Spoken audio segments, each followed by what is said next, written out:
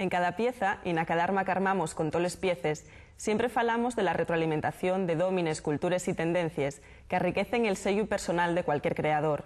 Una busca que espella y que analiza la escritora Sofía Castañón a cada paso que da na su versátil carrera. Mi abuela no sabe que vive en Kansas, que lleva allí toda la vida, que lle eso de los dibujos que veías de nena. Yo pienso en otra Kansas, más árida, con mujeres como Tina, haciendo sopas de pan para Ulises en paro. Pienso en el sitio al que nunca llegan las cartas ni los carteros, como una bendición en bicicleta. Pienso en el destierro voluntario, en la ausencia como rutina, en el cuento roto, la memoria, poco más que una muñequita cogiendo polvo sobre el televisor, en que la vida se escapa cada tarde por cada agujero de esos tapetes de ganchillo. Tina no sabe que vive en Kansas. Ella lo llama de otro modo y la tranquilizan los montes y el débil balcón al mundo desde el valle. Sí, acuérdate de aquellos dibujos. Vaya memoria.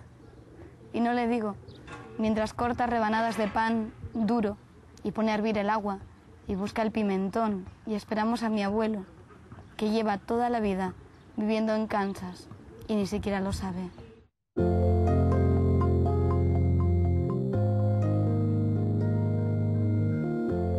Resulta un poco complicado, a mí siempre me resulta un poco complicado hablar de influencias, porque en el fondo pues a uno le influye todo, lo que lee, lo que ve, lo que escucha, y a veces igual una película o una canción pueden ser mucho más ilustrativas o crearte una imagen mucho más plástica que otros versos, ¿no? Pero sí es verdad que me interesa mucho lo que hace Pablo García Casado, lo que ha hecho en sus 3 poemarios, que es esa manera de hablar de algo muy íntimo desde una voz totalmente lejana y totalmente creada o ficticia. Lo hacen en el Mapa de América, lo hacen en Las Afueras, lo hacen en Dinero.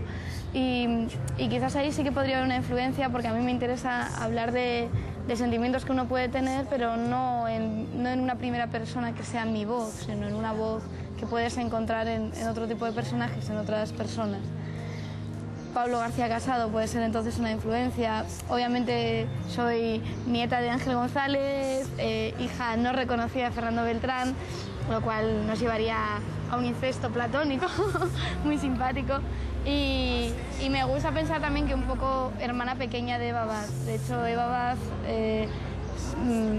recojo unos versos de ella en uno de los últimos poemarios de Últimas Cartas a Kansas.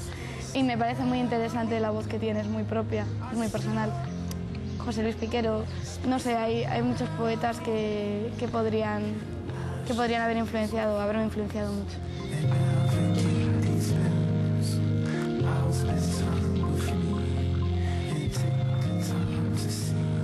Sí, es verdad que hablar de mi propia obra, que a mí me suena como muy grande, me recuerda a una conversación muy extraña que tuve en un aeropuerto, en el avión, con lo cual no me podía escapar, con un tipo hindú que vivía en Estados Unidos y que era ingeniero en nanotecnología y que tuvo a bien preguntarme cosas del tipo ¿por qué escribes? ¿Cuál es tu propósito en la vida? Y si crees en Dios. Claro, esto ha hablado en inglés pachanguero y su inglés de Atlantic City, y era como, vale, no te lo sé decir en inglés porque ni siquiera soy capaz de explicarlo en castellano, pero si tuviera que hablar del salto, que no sé si es tal, entre Últimas Cartas a Kansas y Animales Interiores, tendría que hablar del viaje del que se muestra en Últimas Cartas a Kansas, esa especie de road movie que dice la editora Elena Medel que existe, que es un viaje hacia la inseguridad, es decir, hacia una supuesta madurez. Animales Interiores tiene un tono mucho más escéptico, más irónico, un poco más ligero. José Luis Piquero dice que es frívolo, a mí no me molesta. Y ese tono se cambia cuando la historia que se relata es otra, en la que el Mago de Oz es únicamente una excusa estética y un lugar común que es para muchos, no solo para la gente de mi generación, sino de muchas partes. Ahí está Totó ladrando, pues es para muchos eso, una referencia, pero es solo la excusa para hablar de otro tipo de viaje al que nunca puedes regresar al lugar de origen.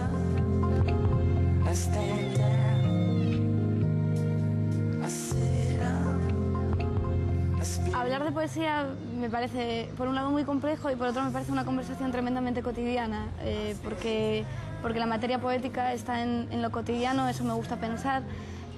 Igual estoy muy en la corriente de pensamiento que tienen sobre todo muchos poetas de Zaragoza, como puede ser Nacho Escuin, y me interesa lo cotidiano, pero si ya quieres hablar de un poema y de cómo ese poema interacciona contigo, Chantal Maillard diferenciaba entre el poema y el artefacto.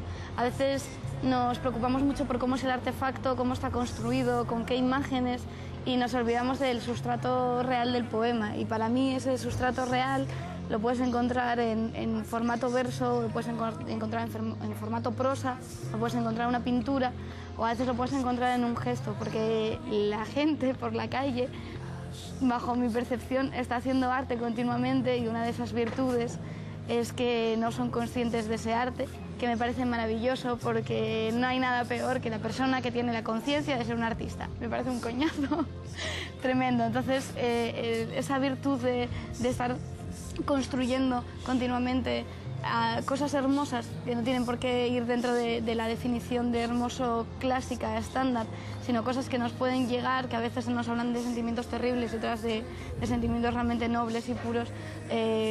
Es un poco lo que podríamos hablar de materia poética bajo mi humilde punto de vista de lectora y escritora ocasional.